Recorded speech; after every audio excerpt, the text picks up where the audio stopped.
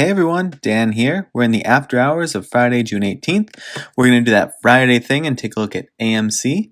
Before we get into it, if you enjoy these videos, please hit the like and subscribe button. It helps a lot. Also, feel free to share these videos. Folks have been asking how they can help spread the word, and that's a big one. Send it to friends, to coworkers, to your Facebook, Twitter, Reddit, wherever you share things.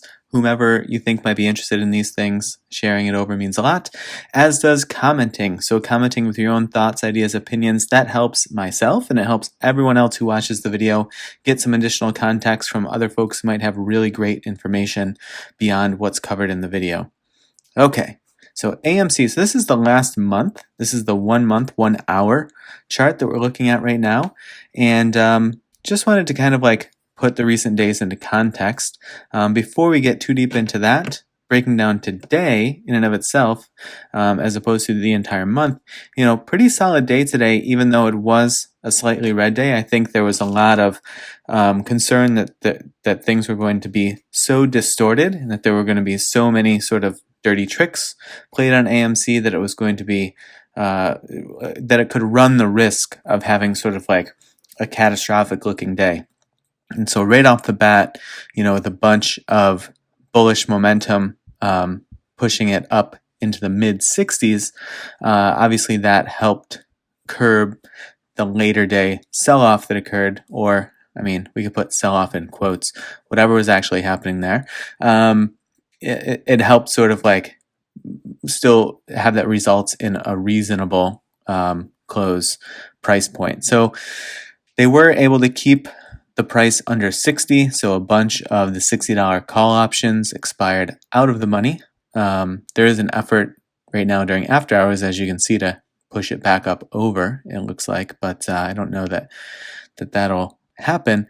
But decent volume today, 241 million on a stock that has a $500 million float, or not dollar, 500 million share float. And so in my eyes, I don't know how other folks are digesting it, but I actually think it was a relatively positive day in AMC.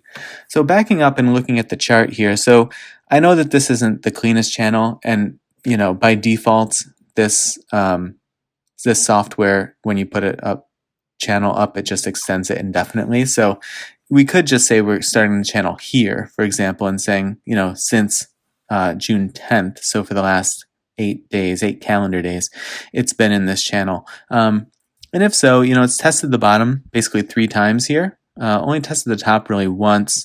So I would like to see it kind of hit those points again, just to reiterate that it is there. If it did that and it stayed in this channel, this upper bound of the channel is going to put it well into the 70s. So if it can stay in this channel, that would be great. The other way to potentially look at it is if, and I know that this is potential, maybe a stretch, but you just don't know until kind of history plays out. But if we lopped off all of this crazy activity here, then basically, this would have been in the channel since way down here on 5/11 at $9.60 or so. So is about when it would have entered this channel and then had its first test of the bottom bound under $12. So that's another way that I'm looking at it to say, okay, there might be something here. I did continue to dip buy AMC this week. I had tweeted about it. And so, I think that there's still a lot of potential here. I myself have mostly been looking at gamma squeeze potential. I still think that that's quite strong, especially since we're able to finish this week off at near 60. My hope was that it would be into the 60s. I felt like that would give us a really strong possibility of kicking off a gamma squeeze. But I guess the other way to look at it is in an effort to not be consistently impatient. If this takes longer to play out, then it takes longer to play out. And if we take the long view of this, what's happened over the course of this 1 month, that is still quite an incredible run. Even if this hadn't happened and it had just worked its way up this channel, this is still in an excellent position, in my opinion. If we want to take a quick look at some price targets, I would like to put these in just so folks can look for additional support zones that I would expect to hold. If it comes down to it, that 55.24, if folks are looking for zones to dip buy into, I think that these 57.95, 55.24, and or just the bottom of that channel for as long as it holds would be sufficient in my eyes. That's basically what I'm going to do. I have my shares spread out over several brokers, and there's actually some brokers that I don't have shares in it yet, so I'm going to be looking to put positions of AMC into those brokers. So there's no concept in those situations of averaging down or anything like that, because there isn't a place. That's a nice way for me to sort of I have a weird mental block when it comes to averaging up, even though that could be super beneficial in the long run. It's a weird mental game. And so putting that buy into a different broker that doesn't have any shares of AMC right now, or this could pertain to any stock that you play, but that can kind of free you of that mental block that you might have in buying shares at a higher price than you had previously bought shares that you're still holding. But these are the areas that I'm going to look for as it goes to move up, and then we'll basically be looking toward the top of that channel as well, meaning if it comes up and shows a bunch of price strength up here, maybe it rides up to the mid 70s, there's a good chance that it's going to come back down into one of these support zones. So I would look to dip buy after this big show of price strength. But of course it depends when everything starts to squeeze and kick off, and whether that's a short squeeze, whether that is a gamma squeeze, whether it's a combination of both, or a little bit of both. That could put things into parabolic territory. So then all bets are off. But then also, you're just kind of relatively happy because there's huge moves in a stock that you have quite a significant holding in. So that's what I look for on the chart side of things. For the indicators, the RSI is right about midline, so it's in a nice position right now as it's kind of mid-bottom area of the channel, and it has a couple of support zones right underneath it for it to push up just based on having a relatively mid to low RSI in a pretty hot stock. Slightly bearish momentum on the MACD, so that again gives it a good opportunity if it curls down here toward the baseline.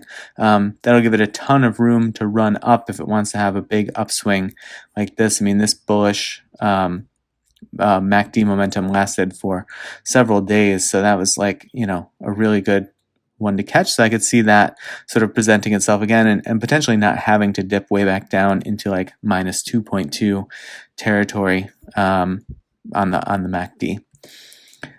Okay, so the other thing I wanted to look at was some of the data that's coming in. So Ortex this morning, rated about open, I guess, maybe a little bit before open.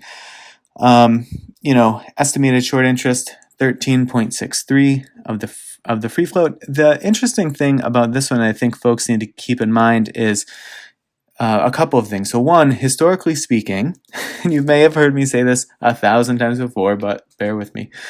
Historically speaking, over 10% of the float being shorted is significant. So just because it's not 40, 50, 60, 100%, doesn't mean that there's not huge squeeze potential there. Anything over 20% was seen as incredibly strong potential for a squeeze to happen. Those squeezes are very hard to make happen. 20% was sort of a threshold of whoa, there's a ton of overextension here.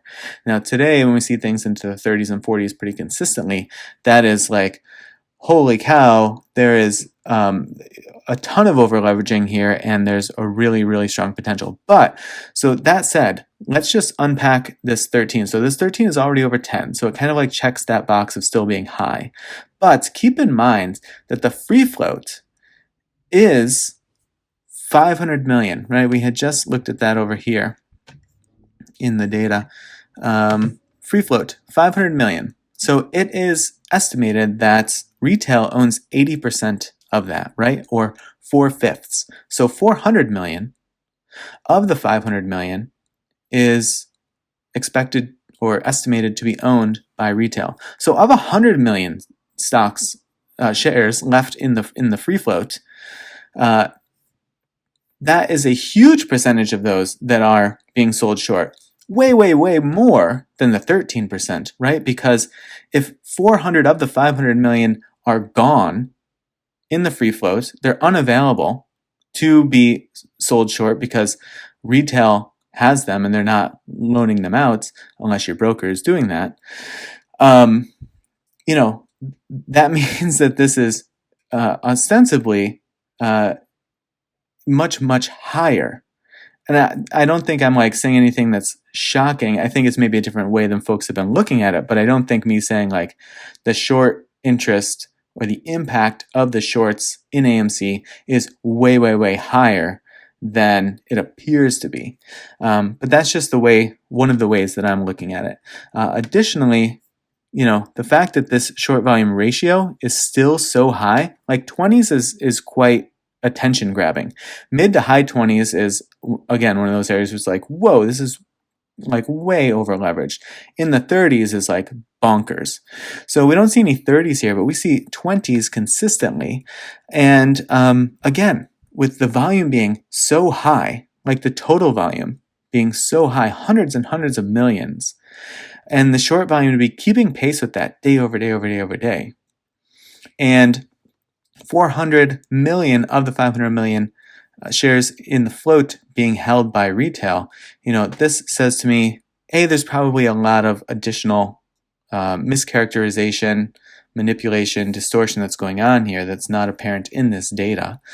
But also, it's much higher than we should view it as much, much higher than we would a regular stock where retail doesn't own 80% of the float, and having them be in the 20s as far as their short volume ratio. Like that still is attention grabbing, but this we should, I think, view as being much, much more impactful because of the current way in which the float is situated amongst holders of those shares. Lastly, this is quite interesting. The data from Interactive Brokers and their lending of shares to be sold short. At close yesterday, they had 2.5 million in their supply, and right at open, 2.2 million of those were out the door. So shorts running in at open. So the fact that there was like any green momentum happening at open today is kind of crazy because pretty quickly, and I mean, they could have taken them and not immediately, sold them into the market. They could have waited for this first half an hour or so to pass and then sold a bunch in here and, continued to sell throughout the day, which they did. We'll see that in a second. But still, the fact that this pushed up immediately, again, just sort of like helped sort of like stem the wave or like break the wave a little bit of shorts that were undoubtedly flooding, working to push this under 60 so that those call options expired out of the money. So we see that immediately it opened and then they continue to dwindle. And just keep in mind, this is just one broker. So spread this out over all of the other brokers. And just imagine that the picture looks pretty much the same. So you see a bunch of selling, a bunch of shares flooding the markets all the way through 2 o'clock in the afternoon, which is right about here. And then it looks as though they peel back. Now, I don't know sort of how that works because it was still in this, or it made another run back toward the 60s. So I guess the question is, were there some additional blocks that came out flooding the market, even though Interactive Brokers had some folks closing? But I mean, still, I should semi-take that back. That could still be the case because of the over distortion of the supply because of this essentially 2.2 million flooding at open. And then, I'm sort of like overblowing how much was closed here. There's about 300,000 closed, 280K here and then eventually 330K. But compare that to the 2.2 million that came out to begin with, there still is a huge distortion in the perceived supply of stock and the perceived selling pressure in the marketplace. So I think because there was a huge number of shares borrowed at open and flooding the market some point after that. You don't know exactly if those went immediately or if folks kind of waited to sell those into the market. And basically ending the day net 2.1 million still flooding into the marketplace. So that definitely assisted with this continual push down throughout the day. But that's kind of my take on things. I still think it's a really good position to be in. I still think taking a little bit of the longer view helps with your perspective, helps put things in context. And I'm looking forward to next week. It should be interesting. Well, I hope you all had a great trading week. I hope you have an enjoyable weekend. I appreciate you watching the video a ton. And I will see you in the next video.